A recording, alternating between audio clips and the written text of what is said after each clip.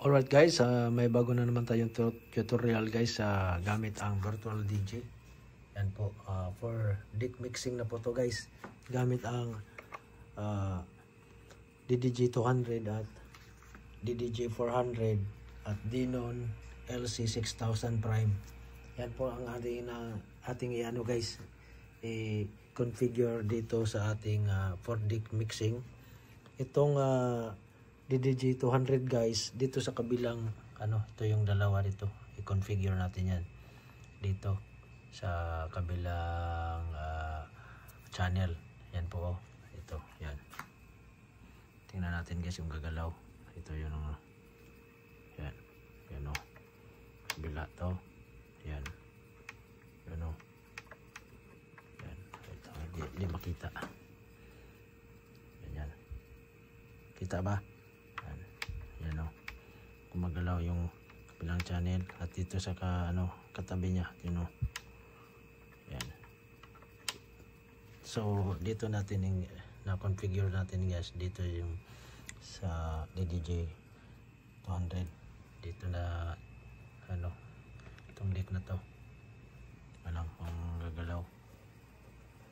O yan, ito yung sa ito yun sa jugwheel, sa kabila naman ito, yan.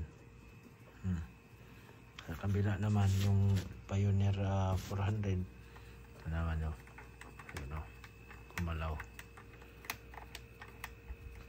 Ito naman, kita ba? Ayun o, gumalaw yung kabilang channel sa kabila, yan. Yan. So ang configure nito guys, ganito lang kasimple. Pag mo din sa mapping, yan o, Pioneer sa 2 and 4 yan guys, yun o, 2 and 4. So ang 200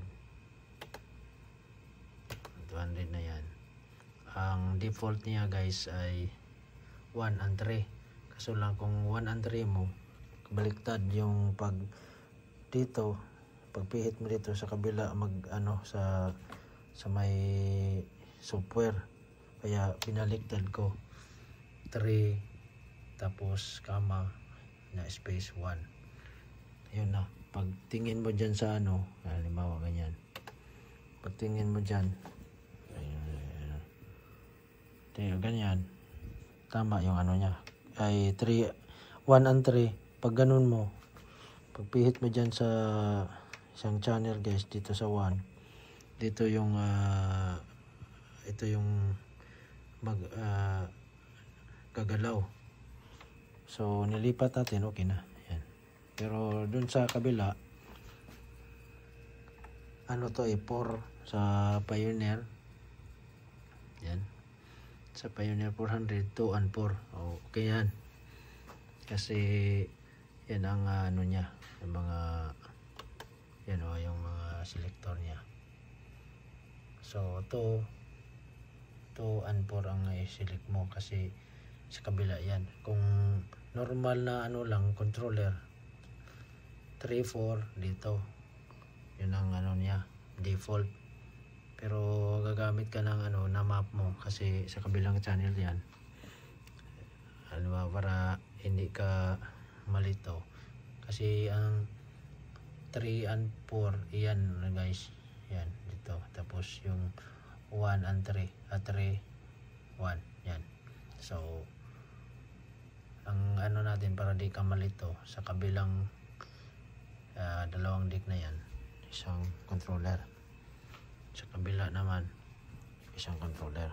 So paano natin yun i-configure tong Denon guys? Walang problema yan, kasi mag-select ka lang ng kung saan mo paganahin siya, kasi ganyan na lang, shape, tapos select deck, yan, shape mo lang, tapos select deck, yan, magpipili ka kung saang channel ang gusto mo, kasi 4 channel ito yung gamit niya dito sa select ka lang kung dito ka, ito yung gagana. Halimbawa ito, yan, ito yung gagana guys. Pero pag select mo dito ka, Dito 1. Dito naman yan. Oh, 1 po yan. Sana yun. Yan. Sana ba yung dito, kabila.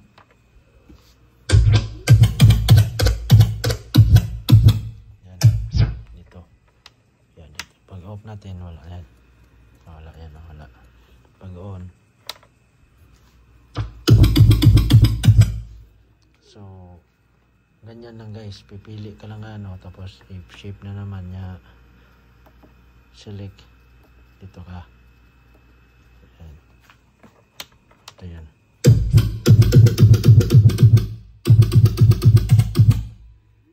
Yan guys. Tapos, yung natin guys, yung virtual natin guys, license po yan guys. Ang Pro po yan. Yan ang logo. Basta Pro logo. Puti na yan guys, hindi pula. Tapos infinity na to guys ha. Yan po guys. Tapos andito yung natin Denon LC6000 mayroon na po silang compatible controllers at ang mga niya guys para sa mga pagmamapping natin. So yan po guys ang magandang pag-map para hindi ka malilito sa mga potentiometers dito guys. Maganda na siya. Dito na po siya. Sa kabilang channel, isang controller.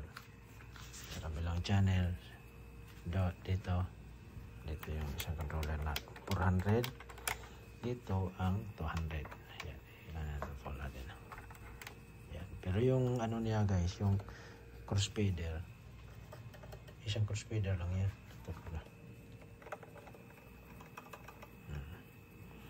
I-set up natin guys, gamit na din tong sa next nating vlog, itong Togo Touch pang-6 na channel. Mag-download muna tayo ng skin na 6 channels guys para mapagana natin tong Neomark Togo Touch sa next vlog. Salamat sa lahat ng nandyan at yan po ang ating konting tutorial guys. So, recap natin guys para maintindihan nyo. Itong DDJ 200 para di kayo malito. Yan. Dito po, recap niya na. Dito sa kabila. Yan. Ito yung DDJ 200. Ito yung DDJ 400. So, paano yan i-configure nyo guys yung ating controller via mapping dito sa ating virtual DJ. So yan unahin natin yung 200. Yan, DDJ 200. Yan ang DIC. So huwag niyo kalimutan 3 tapos comma tapos space 1. Yan. Kasi ang 3 dito yan, 3 1.